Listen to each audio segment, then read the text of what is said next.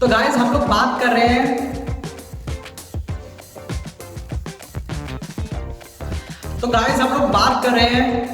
किस चीज की बात कर रहे हैं? 3, 2, 1 rolling. Hi guys, this is Aman और आज हम लोग बात करने वाले हैं एपिसोड 2 में भाई और बहनों के बारे में, यानी कि जिनको हम प्यार से बंदर बंदरिया भी बुलाते हैं और भी कई नामों से बुलाते हैं। तो अब इसके पीछे रीजन भी जान लेते हैं कि इनको ऐसा क्यों बुलाते हैं।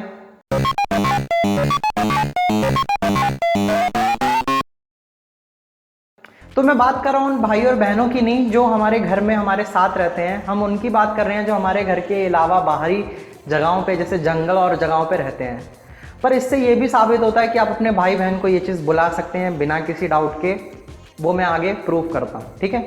ध्यान से सुनिएगा। तो मैं आपको एक फैक्ट बताता हूँ कि बनाना और एक ह्यूमन के डीएनए 50% मैच करते हैं, और एक डॉग का और एक ह्यूमन का डीएनए 80% मैच करता है, और एक चिंपैंजी का और एक ह्यूमन का डीएनए ऑलमोस्ट 98.8% मैच करता है। इसका मतलब आप अपने भाई बहन को बंदर या चिंपैंजी तो बुला ही सकते हो, है ना? तो अब बात करते हैं इसके पीछे के रीजंस की कि ऐसा क्यों होता है, इतना ज्यादा मैचिंग हो रहा है और तब भी शकल सूरत अलग ही है। पर अगर ओवरऑल देखा जाए तो चिंपैंजीज और ह्यूमन के बीच में इतना डिफरेंस और सिर्फ 1.2% का ये डिफरेंस डीएनए के अंदर, ये कैसे पॉसिबल है? तो पहले मैं आपको डीएनए समझा दे रहा हूं, ये आखिर डीएनए है क्या।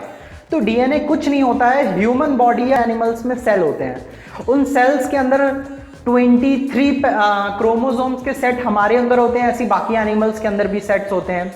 उन क्रोमोसोम्स को लाइन से अगर खोला जाए, खोलते खोलते खोलते खोलते एक बहुत बड़ी लिस्ट बनेगी जिसके अंदर ढेर सारे अल्फाबेट्स, ऐसे लेटर्स यानी कोडिंग लिखी होती है। डिंग डिंग डिंग डिंग डिंग, ढेर सारी कोडिंग।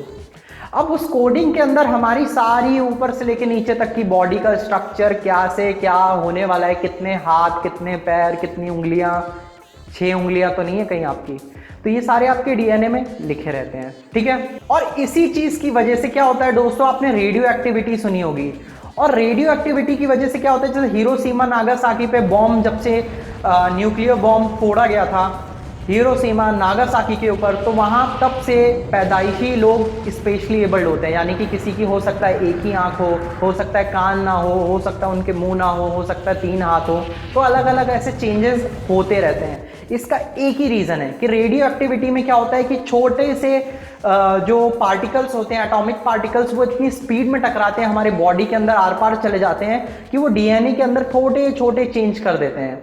हो सकता है ABC में से लिखा हो कहीं कोडिंग ABC और उसमें से B लिखा हुआ लेटर गायब हो जाए। तो सिर्फ इतने चेंजेस से बहुत बड़े बड़े चेंज हो सकते हैं और नहीं भी। ये चीज़ एक बार ऐसे समझते हैं कि अगर मैं बोलूं चिंपैंजी और हमारे डीएनए के अंदर एक पैराग्राफ ऐसा है जो सेम है, पर हमारे अंदर वो एक और बार रिपीट है, तो इससे कितने चेंजेस हो सकते हैं? क्या इस एक पैराग्राफ से एक चेंज होगा, या हजारों वर्ड्स जो इसमें लिखे गए हैं लेटर्स, उसकी वजह से हजारों चेंजेस होंगे?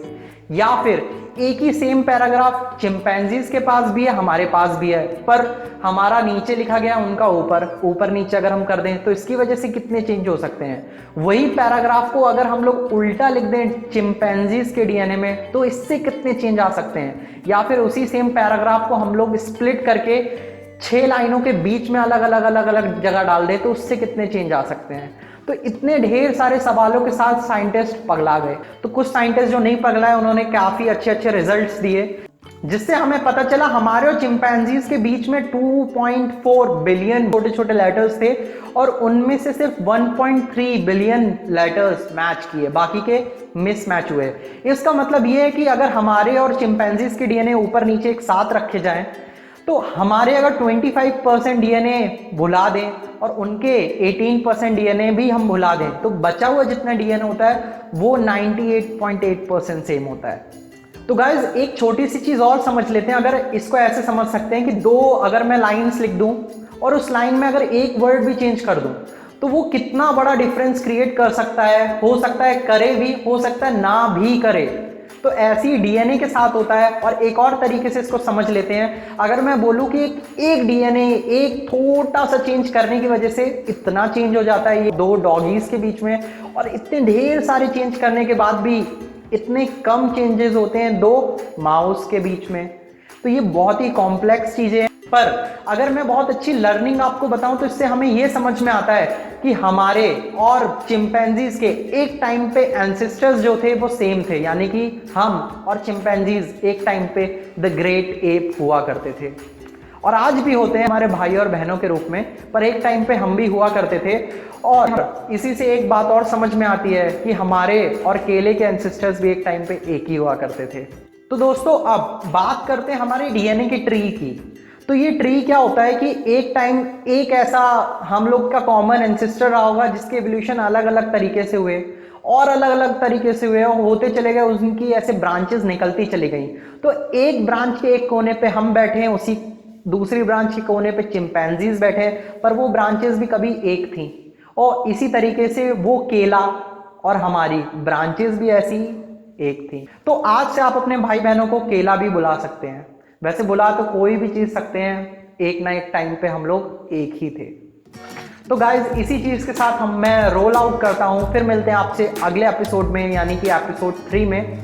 और अच्छा लगा हो तो प्लीज सब्सक्राइब करें, मजा आई हो तो सब्सक्राइब करें, ना आई हो तो सब्सक्राइब करें, और आपको नहीं करना है तो भी सब्सक्राइब करें। कि आपके 5 की जगह 6 नाखून हो सकते हैं, नाखून नहीं कहते ना, आपके 5 की जगह 6 अंगूठे हो सकते हैं, और आप ऋतिक रोशन अंगूठे के 3 पैर हो सकते हैं। हो सकता है किसी के